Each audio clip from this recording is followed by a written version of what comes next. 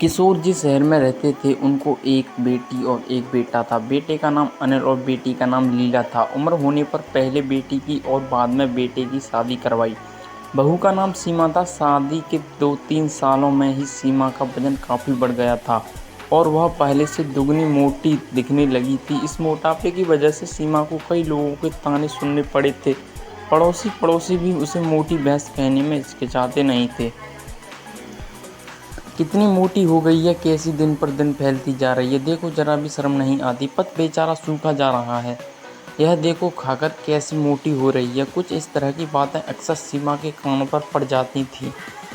स्वभाव से हंसमुख सीमा इन बातों को इग्नोर भी कर देती, लेकिन उसे ज़्यादा दुख तब होता था जब उसकी खुद की सास और ननद उसके मोटापे के लिए उसे दोषी ठहराते और भला बुरा कहती।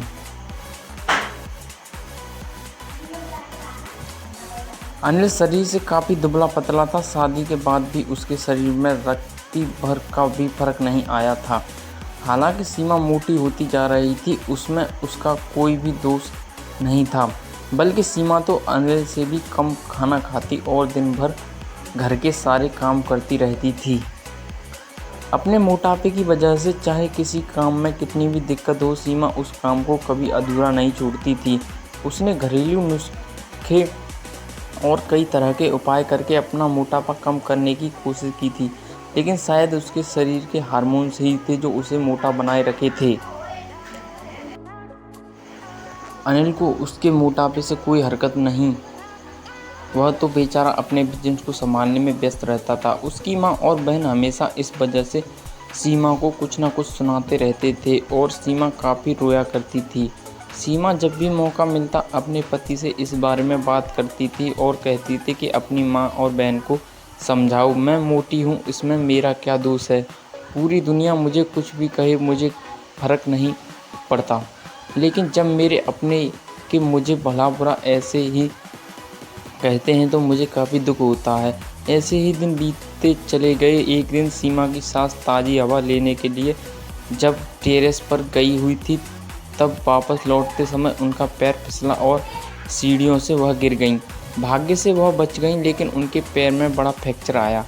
उनको अब एक जगह से दूसरी जगह जाने में भी काफ़ी दिक्कत होने लगी। बिना किसी के सहारे वो ऐसा एक से दूसरी जगह नहीं जा सकती थी। जिस मोटी बहू को वह रोज़ाना ताने मारती थी, आज वही बहू उनका काम बन रही थी और उन्हें एक जगह से दूसरी जगह ले जा रही थी।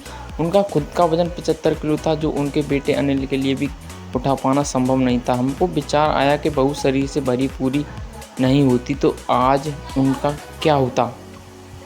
सीमा की सास को सीमा के साथ किए हुए अपने बुरे बर्ताव के लिए पछतावा होने लगा। उन्होंने एक दिन मौका देखकर इस बात के लिए सीमा से हाथ जोड़कर माफ़ी भी मांगी। सीमा ने कहा, अरे मालिक, आप माफ़ी क्यों मांग रही हैं? आप मुझे समझने लगी, मेरे लिए इतना ही बहुत है। उस दिन के बाद सीमा के साथ में कभी भी उसकी मोटापे की वजह से एक शब्द भी नहीं बोला, बल्कि तो उन लोगों से लड़ जाती थी जो सीमा को मोटी कहकर उसकी बुराई करते थे। सीमा की ननद भी इस घटना के बाद उसे इस विषय पर कुछ भी ना कह सकी। खुश मिजाजी सीमा अब पहले की तरह ही सब कुछ भुलाकर खुश रहने लगी। दोस्तों, हमारे समाज में, हमारे आसपास आपको ऐसे कई लोग मिल जाएंगे जो दूसरों को उनके शरीर की बनावट के हिसाब से गलत नाम देते हैं या उन्हें नीचा समझते हैं। किसी की हाइट कम है तो नाटा, किसी के रंग काला है तो कालिया, कोई हेल्दी है तो मोटा, किसी के बाल कम है तो टकला। हमें ऐसी सोच को पूरी तरह ख़त्म करना होगा और यह समझना होगा कि बाहरी स्वरूप ज़्यादा मायने रखता है भीतरी खूबसूरत स्वभाव और विचार। दोस्तों, अगर आपको हमारी स्टोरी पसंद आई हो तो चैनल को सब्सक्राइब करें या फॉलो करें।